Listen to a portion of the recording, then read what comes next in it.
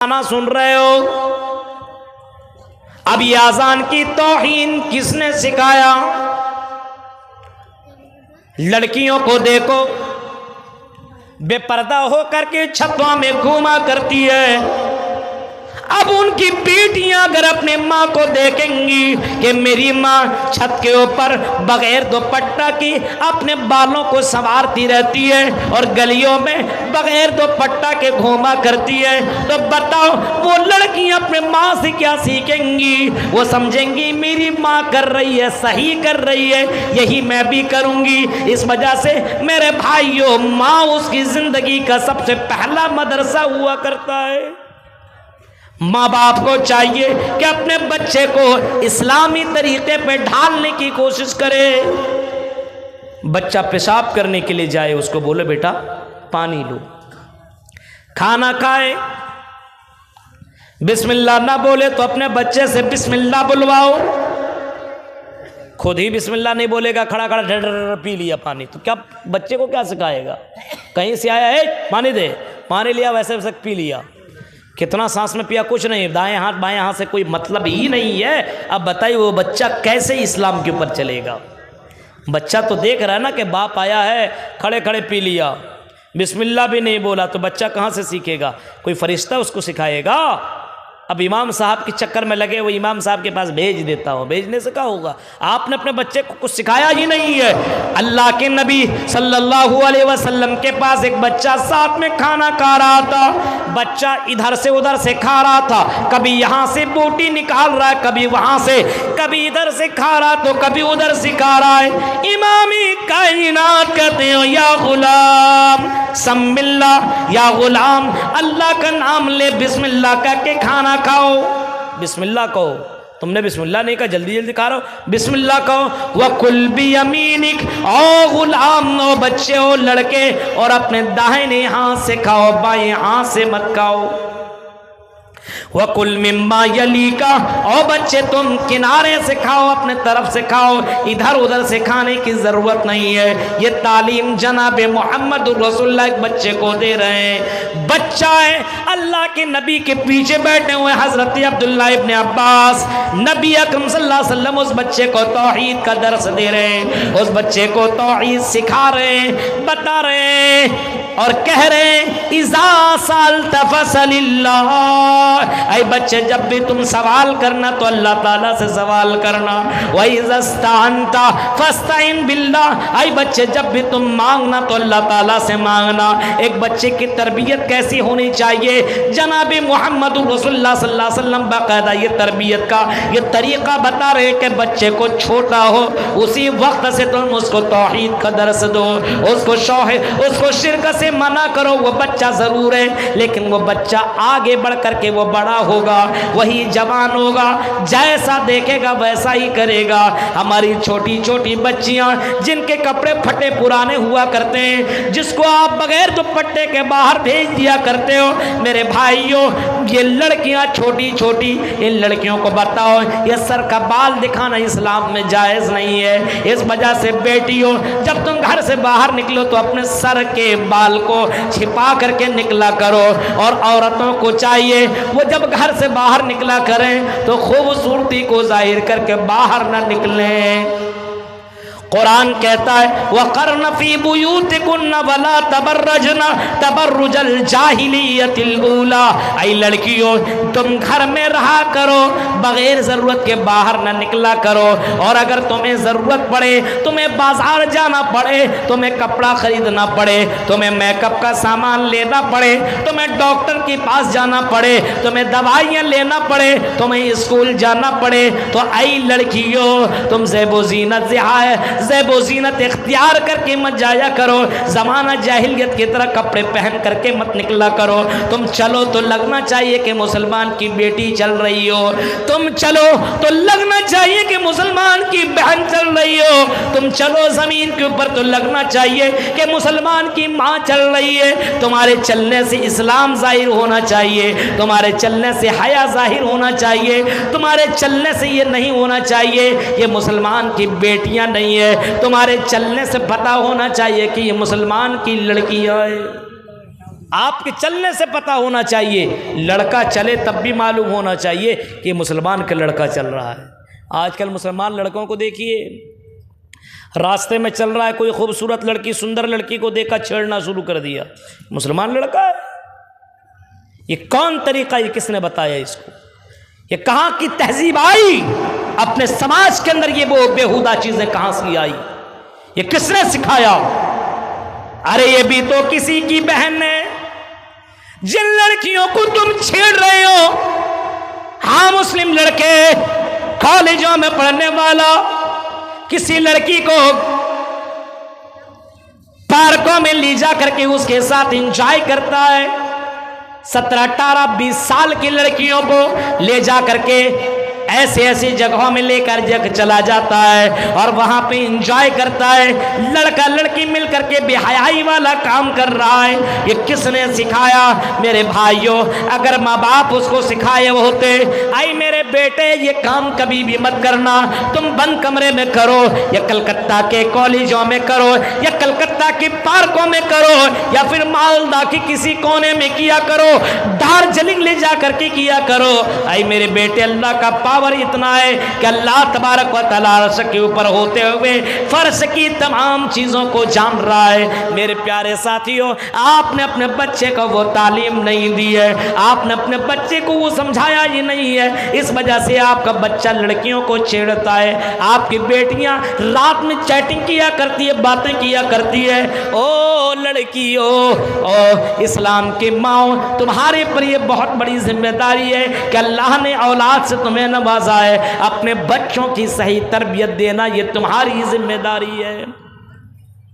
और इस जिम्मेदारी के बारे में अल्लाह पूछेगा क़यामत के दिन, कुल्लुकुम राइन व कुल्लुकुम मसूलुन अन रइयतिही, हर कोई जिम्मेदार है और उसकी जिम्मेदारी के बारे में सवाल किया जाएगा। बच्चा आपका है, एक तो औलाद नहीं मिलती है, लेकिन ये औलाद मिली हुई है, बहुत बड़ी दौलत है। इस औलाद को आपको बनाना है, मरने के बाद यही औलाद आपको काम आने वाली है। अल्लाह के नबी फरमाते हैं, जब कोई आदमी मरता है तो मरने के बाद वो दुनिया को छोड़ करके चला जाता है। मरने की बाद जब यहां से जाता है, मर जाता है, चला जाता है, दौलत लेकर के नहीं जाता, बिल्डिंगें लेकर के नहीं जाता, बैंक बैलेंस लेकर के नहीं जाता, लेकिन मरने के बाद वो 3 चीजें ऐसी छोड़ करके जाता है जिसके बाद उसको मरने के बाद भी सवाब मिलता रहता है। सदक़तिन जारिया, अगर कोई ऐसा काम कर दिया जिसके वजह से लोग फ़ायदा उठा रहे हो तो उस आदमी को उसका सवाब मिलेगा। मसलन मस्जिद बनवा दी, मदरसा बनवा दिया, कुआं खुदवा दिया, दरख्त लगवा दिया और उससे लोग फ़ायदा उठा रहे हैं तो मरने के बाद भी उसको सवाब मिलेगा। औ इल्मिन युंतफ़अ बी, आपने इल्म फैलाया, आपने अपने सहेली को अच्छी बात आपने बताई, आपने अपने दोस्तों को अच्छा बात बताया, बेहतरीन बातें बताई, आपने कुरान और हदीस की बातें बताई, आपने अपने दोस्तों को नमाज का तरीक़ा बताया और वो बच्चा, वो दोस्त अगर नमाज पढ़ेगा और जनाब मोहम्मद रसूलुल्लाह के तरीक़े पे नमाज पढ़ेगा, जब जब वो नमाज पढ़ेगा तब तब आपको सवाब मिलेगा, क्योंकि आपने उसको बताया है। इस वजह से अगर आपने किसी को अच्छी बातें बताई है तो मरने के बाद भी आपको सवाब मिलेगा। अल्लाह के नबी फरमाते हैं औवलदिन सालिहिन यदऊला, और अगर आपने अपना बच्चा को दीनदार बनाया, मुत्तकी बनाया, परहेजगार बनाया, नमाजी बनाया, अल्लाह के ऊपर चलने वाला बनाया, इस्लाम के ऊपर चलने वाला बनाया, क़ाल अल्लाह और क़ाल रसूल की सदाएं बुलंद करने वाला अगर आपने बच्चे को बनाया तो अगर आपका बच्चा नमाज पढ़ेगा तो आपको सवाब मिलेगा, आपका बच्चा कुरान पढ़ेगा तो आपको सवाब मिलेगा, आपकी बेटी कुरान की तिलावत करेगी तो आपको सवाब मिलेगा, आपकी बच्ची पर्दा करेगी तब भी आपको सवाब मिलेगा। फरमाया आपका बच्चा जब आपके लिए दुआ करेगा तो अज़ाब क़ब्र आपसे कम किया जाएगा। औवलदिन सालिहिन यदऊला, आपका बच्चा जब नेक होगा, नमाज पढ़ेगा और अपने माँ बाप के लिए दुआ करेगा, रब्बिरहम्हुमा कमा रब्बयानी सगीरा, आय अल्लाह मेरे माँ बाप के ऊपर रहम फरमा, आय अल्लाह मेरे माँ बाप को क्षमा कर दे। आए अल्लाह मेरे माँ बाप को माफ़ कर दे, जिस तरीके से मेरे माँ बाप ने मुझे बचपन के अंदर क्षमा किया था, रहम किया था। आए अल्लाह मेरे माँ बाप ने मेरे ऊपर बहुत रहम किया, इस वजह से अल्लाह तो मेरे माँ बाप के ऊपर रहम फरमा। जब बच्चा को आप इतना अच्छा बनाएंगे तब वो बच्चा आपके लिए दुआ करेगा। अब आपका बच्चा आपका शराबी है, जुआड़ी है, शराबी है, हर वक्त मोबाइल में गाना और फिल्म और डांस यही सब देखता है और लगा रहता है गेम खेलने में, तो आपका बच्चा मरने के बाद आपके लिए क्या दुआ करेगा? वो खुद अपने लिए नहीं कर रहा है तो आपके लिए क्या करेगा? इस वजह से मेरे भाइयों अपने बच्चे को दीनदार बनाओ। फरमाया बच्चा दीनदार हो तो मरने के बाद भी आपको काम आएगा। लेकिन अगर आपने इन बच्चों की मोहब्बत में आकर के अगर अपने बच्चों और औलाद की मोहब्बत में आ गए और बच्चों की फरमाइश पूरा करने लगे, बच्चा कहे मुझे ये मोबाइल चाहिए, आपने मोबाइल दे दिया। बच्चा कहे मुझे गाड़ी चाहिए, आपने गाड़ी ला करके दे दी। बच्चा कहे मुझे यहाँ घूमना है, आपने वहाँ घुमाया। बच्चा कहे मुझे ये चाहिए, आपने वो कर दिया। यानी बच्चों की सारी फरमाइश आपने सुन ली और बच्चे को आपने इस्लाम के ऊपर नहीं चलाया, बच्चे से बहुत ज्यादा आपने मोहब्बत की और अल्लाह के ताल्लुक से उसको आपने नहीं बताया, तो मेरे भाइयों ये बच्चे आपको जहन्नम के करीब कर देंगे। कुरान कहता है या अय्युहल्लज़ीना आमनू ला तुल्हिकुम अमवालुकुम वला औलादुकुम अन ज़िक्रिल्लाह। ऐ लोगों कहीं तुम्हें तुम्हारा माल, तुम्हारी औलाद कहीं तुम्हें अल्लाह के जिक्र से, अल्लाह की इबादत से, अल्लाह की भक्ति से तुम्हें दूर न कर दे। यह औलाद तुम्हें कहीं अल्लाह की इबादत से दूर न कर दे। औलाद से मोहब्बत करो, उतनी करो जितनी मोहब्बत होनी चाहिए, उससे ज़्यादा तुम्हें मोहब्बत करने की ज़रूरत नहीं है। औलाद से मोहब्बत करो लेकिन अल्लाह से बढ़ के मत करो। अगर तुम्हारी औलाद अगर गलत काम कर रही है तो अपने औलाद को तुम मारो, उसको डांटो, नहीं माने तो घर से बाहर कर दो, लेकिन अपनी औलाद की सही तौर पर तरबियत करो, वरना मरने के बाद तुम्हें भुगतना पड़ेगा। औलाद बहुत बड़ी एक नेमत है। अब ऐसा नहीं है कि औलाद जो चाहे वो कर लो, जो चाहे वो कह दो कर लो। मेरे भाइयों औलाद बच्चा क्या जाने, बच्चा को आपको देखना पड़ेगा मेरा बेटा कहाँ जाता है, किसके साथ रहता है, क्या खाता है। हाँ, छोटा छोटा बच्चा गाली दे रहा है, कोई कुछ बोलता नहीं है। बेटी किसके साथ जा रही है, किससे बातें कर रही है, ये आने वाली ये नस्ल है, नस्ल ये हमारा फ्यूचर है। इस फ्यूचर के ऊपर गौर व फिक्र करने की ज़रूरत है, वरना मेरे भाइयों सिर्फ नाम का मुसलमान, नाम का इस्लाम रह जाएगा, घर के अंदर इस्लाम का कुछ भी बाकी नहीं रहेगा। अपने इन बच्चों के ऊपर गौर करो, फिक्र करो, सोचो कि हमारा बच्चा कैसे नमाज पढ़ेगा जब मैं खुद नहीं नमाज पढ़ता हूँ। फरमाया जब बाप नमाज, बेटा नमाज ना पढ़े तो बाप मारे, और बाप ही नमाज ना पढ़े तो कौन मारे? दादा, वो तो मर चुका, वो क्या मारेगा? मेरे भाइयों ज़रा सोचो, गौर करो, तसव्वुर करो। अल्लाह के नबी भी बच्चों से मोहब्बत किया करते थे और बहुत ज़्यादा मोहब्बत किया करते थे। अल्लाह की नबी अपनी बेटी से इतनी ज़्यादा मोहब्बत किया करते थे मेरे भाइयों, हदीस में आता है जब वो बेटी फातिमा मुहम्मदुर रसूलुल्लाह से मिलने के लिए आया करती थी, इमामुल अंबिया उठ करके खड़े हो जाया करते थे और अपनी बेटी को गले से लगाया करते थे, अपनी बेटी को अपने बगल में बैठाया करते थे, उनके पेशानी को चूमा करते थे। अपनी बेटी से इतनी मोहब्बत करने के बाद भी अल्लाह के नबी अपने बेटी से कहा करते थे, आई मेरी बेटी फातिमा सलोने में माली, आई मेरी बेटी फातिमा जो भी मांगना मुझसे मांग लो, ला उगनी अन्की मिनल्लाहि सैया, आई मेरी बेटी मरने के बाद तेरा बाप कुछ भी काम नहीं आएगा।